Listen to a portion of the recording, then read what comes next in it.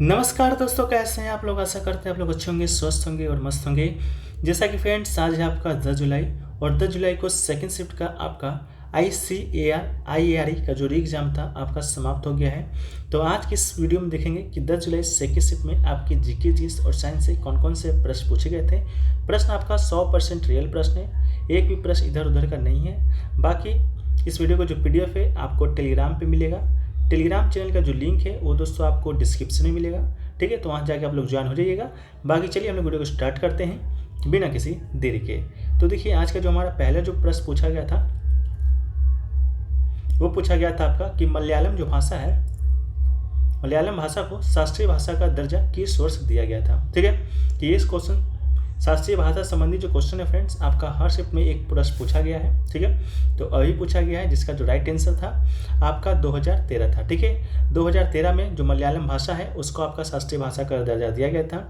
हमने आपको बताया था टोटल जो शास्त्रीय भाषा की संख्या है भारत में वर्तमान में वो आपका 6 है, ठीक है। 6 में तो एक आपका मलयालम हो गया जो कि 2013 में जोड़ा गया था। एक आपका 2013 के बाद एक 2014 में जोड़ा गया था। वो कौन सा भाषा था? तो वो था आपका उड़िया भाषा, ठीक है, जो कि उड़ीसा में बोला जाता है। तो एक भाषा ये था, सबसे नवीनतम अभी आपका यही है। 2014 के बाद कोई भाषा को शास्त्रीय भाषा का दर्जा प्राप्त नहीं हुआ है, ठीक है। सबसे पहले कौन सी भाषा को दर्जा प्राप्त हुआ था? तो वो आपका 2004 में हुआ था। किसको हुआ था? तमिल को हुआ था, ठीक है। तो ये इसको भी याद रख लीजिएगा, सबसे पहले तमिल को शास्त्रीय भाषा का दर्जा प्राप्त हुआ है।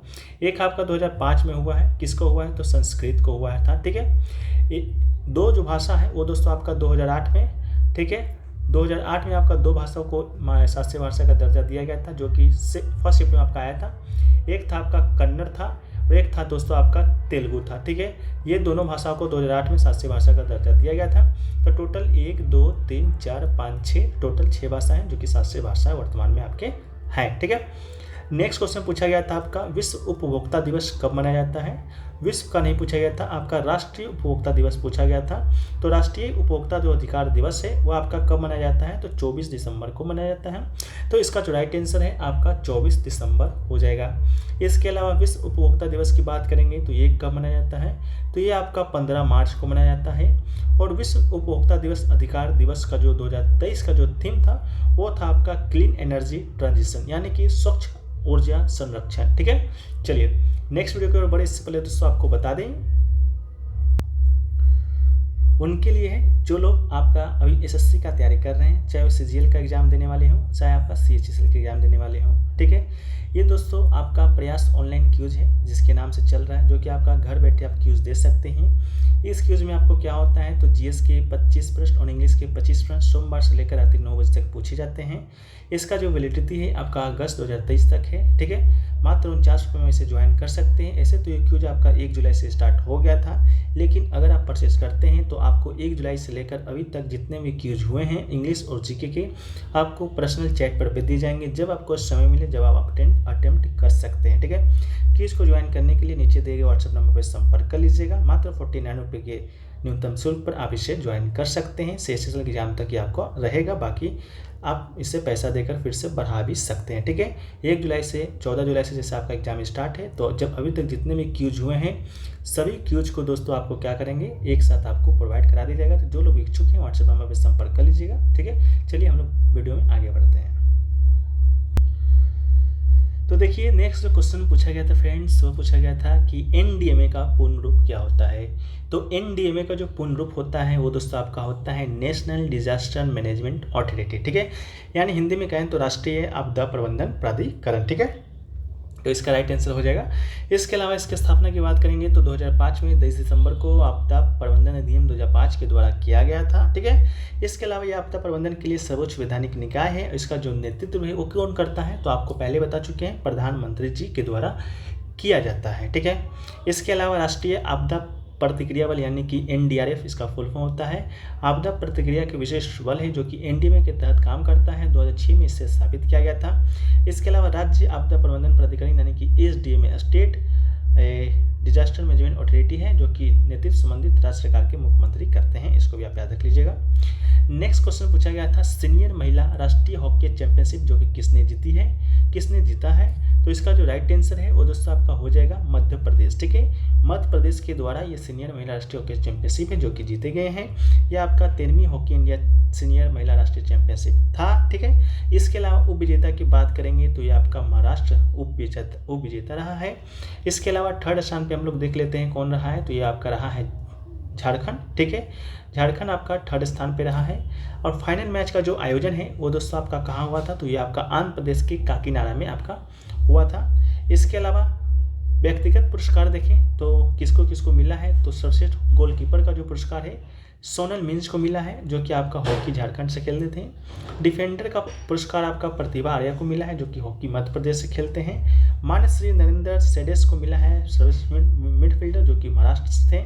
अलबेला रानी टोपे को सर्वश्रेष्ठ फॉरवर्ड का खिताब मिला है, जो कि हॉकी झारखंड से थे। ठीक है, इसको याद रख लीजिएगा, नया नया आपका करंट अफेयर्स का पार्ट बना है, तो किसी भी एग्जाम में आपसे पूछा जा सकता है। ठीक है, नेक्स्ट क्वेश्चन पूछा गया था बारदोली सत्याग्रह है, जो कि किसने किया था, तो सरदार वल्लभ भाई पटेल जी के द्वारा ये सत्याग्रह किया गया था। राइट आंसर आपका हो जाएगा सरदार वल्लभ भाई पटेल। और कब किया गया था, 1928 में किया गया था। ठीक है, इसके अलावा सरदार वल्लभ भाई पटेल जी को भारत का बिस्मार्क के रूप में जाना जाता है, क्योंकि उन्हें भारत को एकजुट करने में प्रमुख भूमिका निभाई थी। ठीक है, बिस्मार्क कहने का मतलब दोस्तों, बिस्मार्क एक आपका जर्मनी का शासक हुआ करता था, जो कि जर्मनी का एकीकरण किया था। उस प्रकार सरदार वल्लभ भाई पटेल ने भारत का एकीकरण किया था। आपको मालूम होगा जब भारत आपका आज़ाद हो रहा था, भारत विभिन्न विभिन्न टुकड़ों में विभाजित था। ठीक है, करीब 567 देशी रियासतों में विभाजित था, सबको एकीकृत किया और भारत को भारत बनाए थे, और आपके सरदार वल्लभ भाई पटेल थे, इसलिए इन्हें बिस्मार्क के रूप में जानते हैं।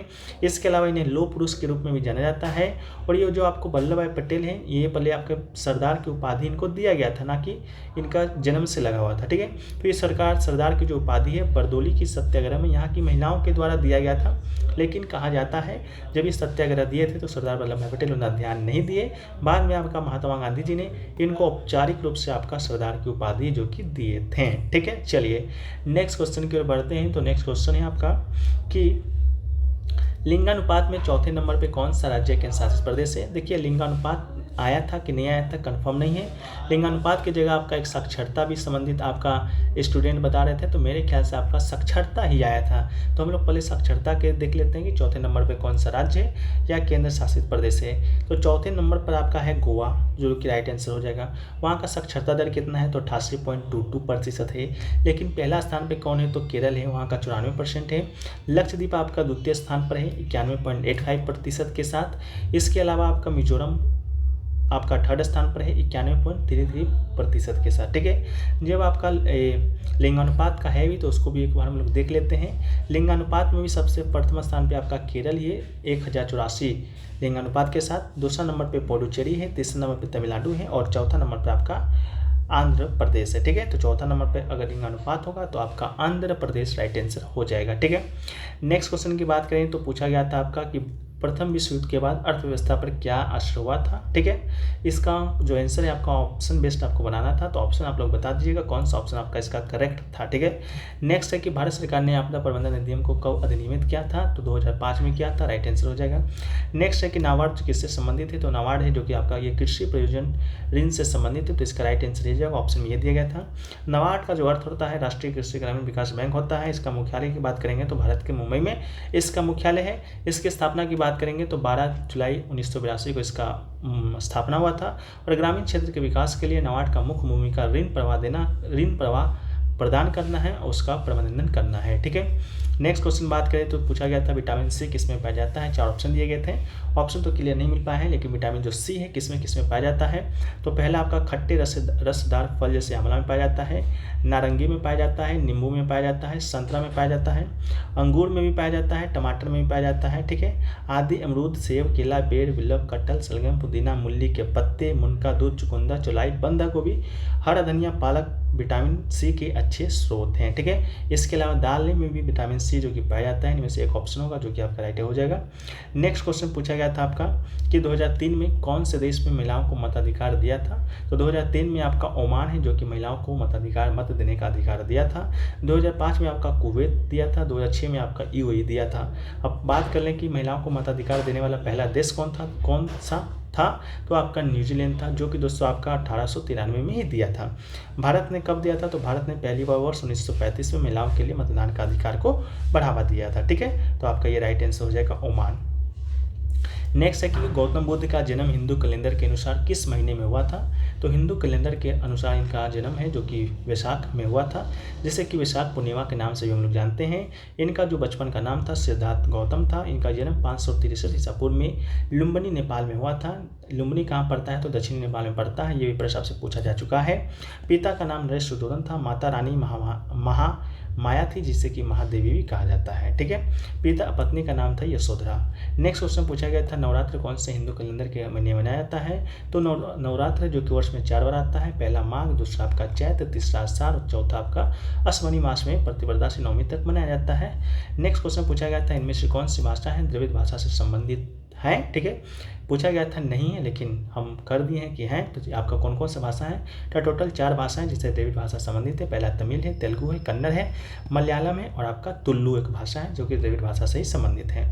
नेक्स्ट क्वेश्चन पूछा गया था, in Fleming left hand rule the middle finger represent what? तो in Fleming left hand rule the middle finger represent the direction of magnetic field. ठीक है, तो आपका राइट आंसर हो जाएगा डायरेक्शन ऑफ मैग्नेटिक फील्ड। ठीक है।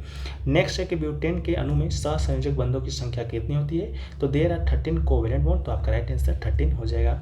नेक्स्ट क्वेश्चन पूछा गया था डिफिनेशन ऑफ टिश्यू। ठीक है, टिश्यू का डिफिनेशन पूछा गया था। तो ए ग्रुप और layer of cells that works together to perform a specific function. ठीक है, कोशिका का एक समूह है जिनकी संरचना समान होती है और जो एक इकाई के रूप में एक साथ कार्य करता है, उसे ही टिश्यू कहा जाता है। ठीक है। नेक्स्ट क्वेश्चन पूछा गया था, methane on reaction with chlorine which type of reaction? तो सब्स्टिट्यूशन रिएक्शन आपका इसका राइट आंसर हो जाएगा। नेक्स्ट क्वेश्चन पूछा गया था, principal focus of convex mirror remains which side? ठीक है, तो पैरेलल टू प्रिंसिपल एक्सिस का राइट आंसर आपका हो जाएगा। नेक्स्ट क्वेश्चन पूछा गया था कि limestone on heating decompose into quick lime and carbon dioxide gas what type of reaction? यानी कि गर्म करने पर चूना पत्थर भूजे चूने और कार्बन डाइऑक्साइड गैस में विघटित हो जाता है। ये किस प्रकार की प्रतिक्रिया है? ये आपका एंडोथर्मिक प्रतिक्रिया है। राइट आंसर आपका ये हो जाएगा। ठीक है। नेक्स्ट क्वेश्चन पूछा गया था, निम्नलिखित में से कौन सा एक कोशिकीय जीव है? तो अमीबा इसका राइट आंसर हो जाएगा। अमीबा एक कोशिकीय जीव है क्योंकि एक कोशिकीय और इसके सभी जो कार्य है एक कोशिकीय शरीर के द्वारा ही संपन्न होते हैं। नेक्स्ट क्वेश्चन पूछा गया था, कौन से दर्पण की परावर्तक सतह उभरी होती है? तो उत्तल दर्पण इसका राइट आंसर हो जाएगा। उत्तल दर्पण गोलाकार दर्पण का वो भाग होता है जहाँ परावर्तक सतह प्रकाश स्रोत की ओर उभरी होती है। उत्तल दर्पण से बनने वाले जो प्रतिबिंब हमेशा आभासी और सीधे बनते हैं। ठीक है। नेक्स्ट क्वेश्चन पूछा गया था, निम्नलिखित में से कौन सा स्वतंत्रता सेनानी 1920 के दशक में असहयोग आंदोलन में शामिल था? तो महात्मा गांधी इसका राइट आंसर था। नेक्स्ट है कि नागालैंड में कौन सा फेस्टिवल मनाया जाता है? ऑप्शन में आपका दिया गया था हॉर्नबिल, जो कि आपका बिल्कुल राइट आंसर था। हॉर्नबिल जो त्यौहार है नागालैंड में मनाया जाता है, जो हर साल आपका 1 से 10 दिसंबर तक मनाया जाता है। और ये जो त्यौहार है वो आपका त्योहारों का त्यौहार इसे ही कहा जाता है। 1 से 10 दिसंबर तक ये जो त्यौहार है आपका बनाया जाता है। ठीक है। तो चलिए फ्रेंड्स, कुछ क्वेश्चन और मिले हैं, जिसमें पहला क्वेश्चन मिला है आपका कि सत्य शोधक समाज। ठीक है, सत्य शोधक समाज की जो स्थापना है किसके द्वारा किया गया था? तो सत्य शोधक समाज की जो स्थापना है आपका ज्योतिबा फुले जी के द्वारा किया गया था। किस वर्ष में किया गया था? तो 1873 में किया गया था। और कहाँ किया गया था? तो ये आपका महाराष्ट्र में किया गया था। ठीक है, सत्य शोधक समाज की स्थापना। जब हम आपको बार बार बोलते हैं किसी चीज़ को याद रखना है कि उसका स्थापना कब हुआ है, तो उससे 3 चीज़ याद रखिएगा।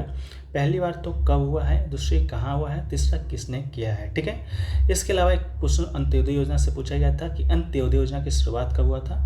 तो आपका दिसंबर 2000 ईस्वी में आपका अंत्योदय योजना है जो कि शुरुआत हुआ था। नेक्स्ट है कि C3H10 किसका फॉर्मूला है? तो इथेनॉल मीथेन इसका राइट आंसर हो जाएगा। नेक्स्ट है कि G20 जो है 23 है दोस्तों आपका कहाँ पर होगा? तो ये दोस्तों आपका 23 सितंबर, ठीक है, 23 सितंबर से दोस्तों आपका न्यू दिल्ली में आयोजित होगा। तो आपका राइट आंसर न्यू दिल्ली हो जाएगा। कहाँ पर होगा, कब होगा, ये भी शायद आपसे क्या किया गया था, पूछा गया था। ठीक है, G20 2023 से पहली बार होगा जब भारत आपका G20 का क्या कर रहा होगा, मेज़बानी कर रहा होगा। ठीक है। इसके अलावा इसका जो मोटो है G20 का याद कर लीजिएगा, क्योंकि करंट अफेयर्स का क्वेश्चन है, नेक्स्ट एग्जाम में भी आ सकता है। तो 1 अर्थ 1 फैमिली। ठीक है, इसका क्या अर्थ हो जाएगा? तो इसका जो मोटो है 1 अर्थ 1 फैमिली दोस्तों, इसका क्या है, मोटो है। इसको भी आप लोग क्या कीजिएगा, थोड़ा सा याद रख लीजिएगा। ठीक है। इसके अलावा पूछें तो G20 से आपका क्वेश्चन पूछा गया था। G20 से एक और क्वेश्चन था कि आपका कोई बैठक था वो पर कहाँ पर हुआ था। ठीक है, शायद आपका पूर्वोत्तर भारत का कोई ऑप्शन दिया गया था। क्वेश्चन क्लियर नहीं मिल पाया है तो आप लोग कमेंट सेक्शन में ज़रूर बता दीजिएगा कहाँ पर हुआ था। G20 का कौन सा मीटिंग पूछा गया था आपसे। ठीक है। इसके अलावा G20 का सेमिनार का जो अध्यक्षता है कौन करेगा, तो जो भारत के प्रधानमंत्री होता है वो अध्यक्षता शुरू करता है, तो आपका नरेंद्र मोदी जी आपका करेंगे। ठीक है, बाकी और जो क्वेश्चन मिलेंगे फ्रेंड्स उसको हम लोग क्या करेंगे, PDF में शामिल कर देंगे। PDF दोस्तों आपको टेलीग्राम पे मिल जाएगा। टेलीग्राम का जो लिंक है डिस्क्रिप्शन में दिया गया है, तो आप लोग जाकर वहाँ से ज्वाइन हो जाइएगा। बाकी जो लोग भी आपका तैयारी कर रहे हैं SSC CGL का, जैसा कि हमने क्यूज चला रहे हैं तो ऊपर बताए थे, तो आप लोग वहाँ से ज्वाइन हो सकते हैं। बाकी आज का वीडियो कैसा लगा कमेंट सेक्शन में बता दीजिएगा। अच्छा लगा वीडियो को लाइक कर दीजिएगा, चैनल को सब्सक्राइब कर दीजिएगा और नोटिफिकेशन बेल कॉल पर क्लिक कर दीजिएगा। मिलते हैं फ्रेंड्स नेक्स्ट वीडियो में, जब तक के लिए जय हिंद, जय भारत, वंदे मातरम, भारत माता की जय।